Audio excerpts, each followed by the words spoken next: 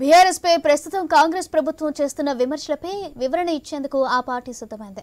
9.5 ఏళ్ల పాలనపై శ్వేతపత్రం పేరిట PowerPoint presentation BRS party సిద్ధమైంది.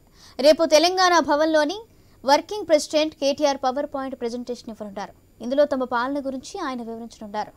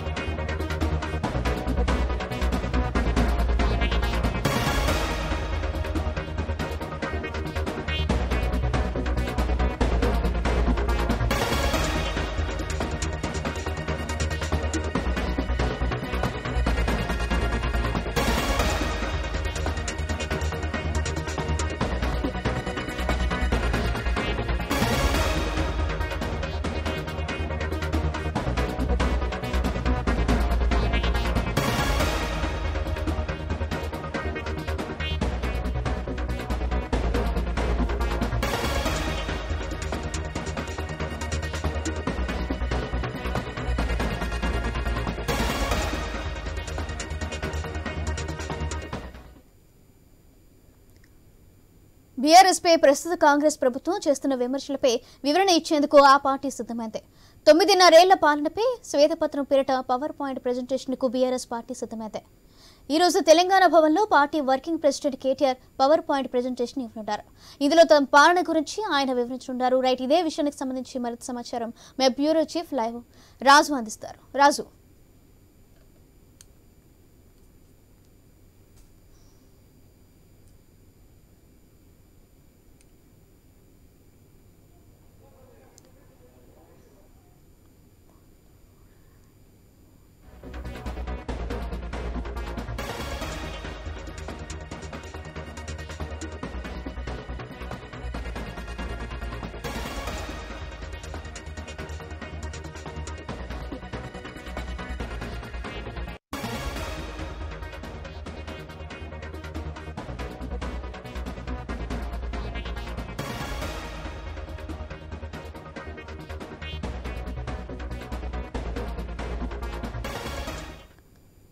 బీఆర్ఎస్ పై ప్రస్తుతం కాంగ్రెస్ ప్రభుత్వం చేస్తున్న విమర్శలపై వివరణ ఇచ్చేందుకు ఆ పార్టీ సిద్ధమైంది.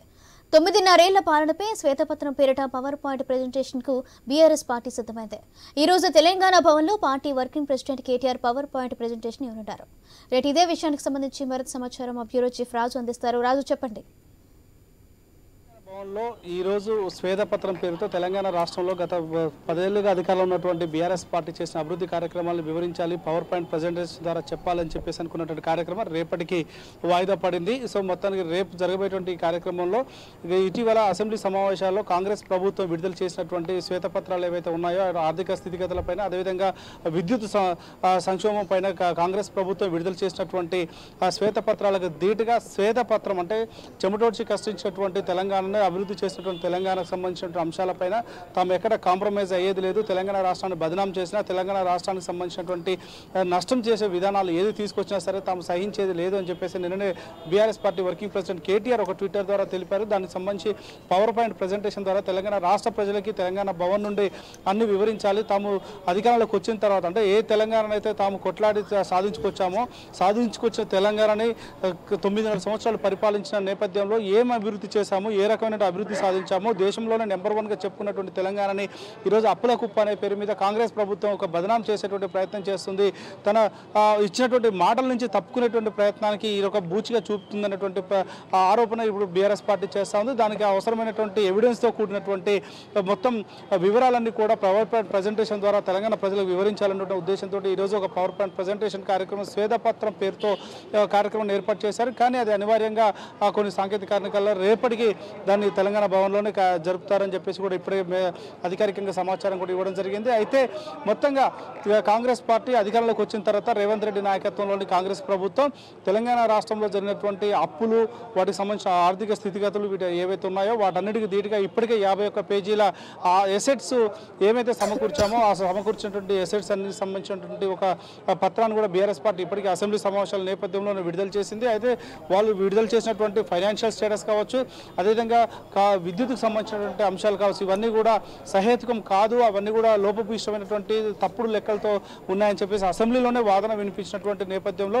అది సరికాకుండా దానికి సంబంధించినటువంటి పూర్తి స్థాయి వివరాలతో కూడినటువంటి పవర్ పాయింట్ ప్రజెంటేషన్ కూడా ఇవ్వాలని చెప్పేసి అనుకున్నారు. కానీ ఇప్పటికే వర్కింగ్ ప్రెసిడెంట్ కేటీఆర్తో పాటు షంబీపూర్ రాజు, దానం నాగేందర్తో పాటు మరికొంతమంది మాజీలు, ఎమ్మెల్యేలు వీళ్ళు కూడా ఇక్కడికి రావడం జరిగింది. అయితే అనివార్య కారణాల పరిస్థితి రేపటికి వాయిదా వేశారు కాబట్టి సో ఈ కార్యక్రమం రేపు కొనసాగుతూ ఉంది.